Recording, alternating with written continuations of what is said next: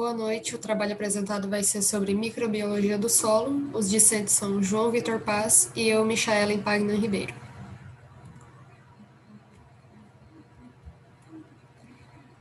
A microbiologia do solo ela é um ramo de vivência que trata do estudo dos micro-organismos que vivem nesse ambiente. As suas atividades e como elas afetam propriedades do solo, tanto também em ambientes naturais ou agrícolas. Os principais micro-organismos do solo, eles são representados pelas bactérias, fungos, arqueias, algas, protozoários e também a microfauna. Compõe esse sistema também os vírus, que são parasitas intracelulares obrigatórios. Eles desempenham funções importantes no controle da população do solo.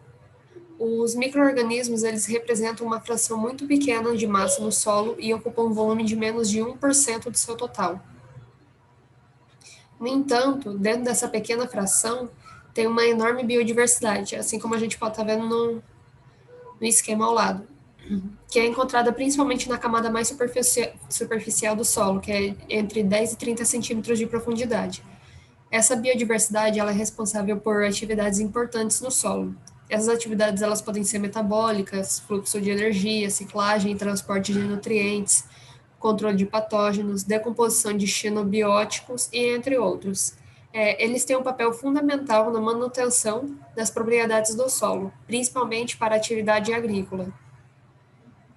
A atividade microbiológica no solo.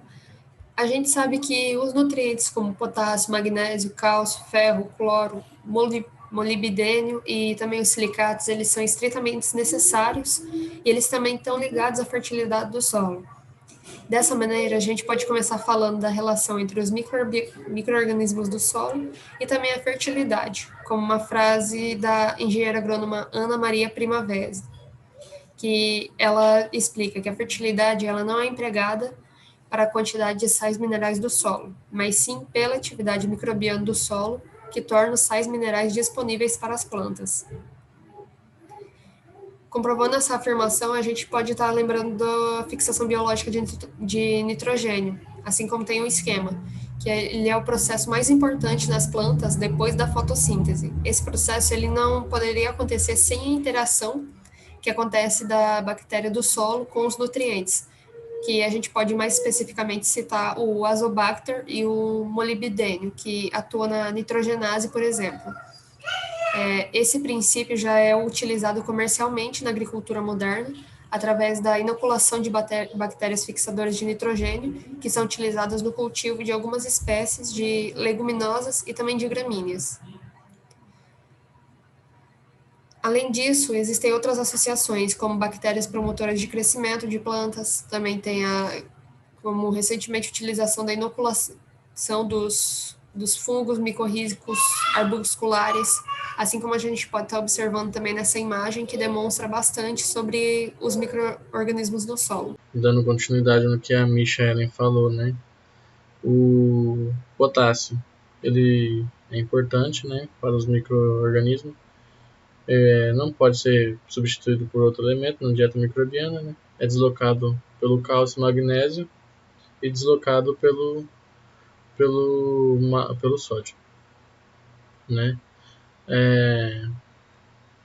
A concentração de potássio é disponível, portanto, controlada pela concentração do total do elemento, a forma em que se acha presente, o grau de saturação, complexo de troca de adsorção, o pH, a quantidade de umidade existente, a atividade dos micro-organismos no solo e a umidade do mesmo.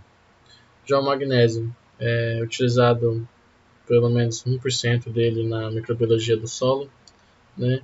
Mas faz necessário tanto para a formação de outras substâncias, né? Além disso, é importante na carboxilase. Em alta concentração no solo é bastante venenoso, né? É bastante tóxico para o solo, devido às suas ligações que ele faz com o ferro, com o enxofre, e pela mobilização dos colóides celulares, mas também tem esse efeito de neutralizar pela ação do cálcio, né, quando se liga ao cálcio. Tem uma ação como antagonismo, né, de outros íons em excesso, preservando assim a atividade microbiana no solo. apesar de não ser requerido tanto assim como nutriente microbiano. Os micronutrientes de planta e a microbiologia do solo. Quando falamos em sódio, né, já vem em mente salinidade, sal, né, e normalmente vemos poucos micro-organismos necessitando do sódio na sua dieta, né, para sobreviver. Tem sim as bactérias, que são as bactérias halófilas, as halófilas fluorescentes, que vivem em terras salinas, por isso que elas necessitam do sódio na sua dieta. Mas tem bactérias, né, que são especialmente as que podem formar esporos, são as bactérias halotolerantes, né, quer dizer tolerante, que toleram sal. O sódio não pode ser substituído na vida das bactérias halófilas. Já o cloro é somente importante em sua ligação com o sódio, né, como o cloreto de sódio. O manganês é também catalisador, pode ser substituído em algumas qualidades do ferro, no sistema das enzimas respiratórias, enquanto o molibdênio e o bório são necessários para as bactérias simbiontes que fixam o nitrogênio. Microbiologia do solo e a degradação dos agroquímicos. A degradação das moléculas agroquímicas pode ser definida pela transformação dessas moléculas em compostos não tóxicos, diminuindo sua concentração, permanência e persistência no solo. Ou seja, a degradação desses agroquímicos podem ser mais rápidas e mais eficientes com a microbiologia do solo, com os micro-organismos pegando essas moléculas que sobram dos agroquímicos e não deixando essas moléculas tóxicas, né, passarem para o lençol freático, né, assim, não contaminando o lençol freático e assim não contaminando, né, a população.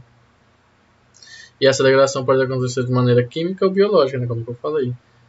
A forma biológica é na razão solar e a microbiologia, né, é feita pelo solo.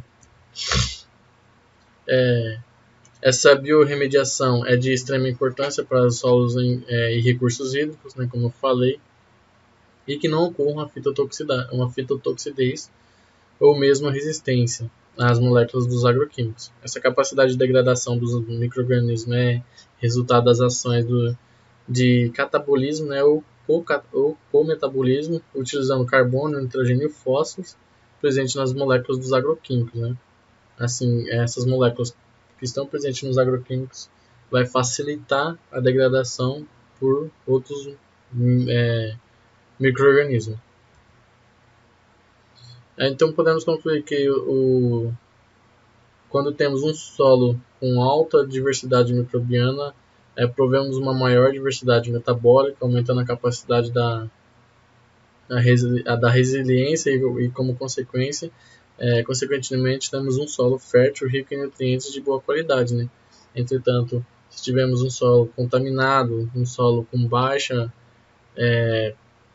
diversidade microbiana, vamos ter um solo frágil, um solo não produtivo, um solo não fértil, e assim prejudicando, né, tanto o produtor, tanto quanto a população.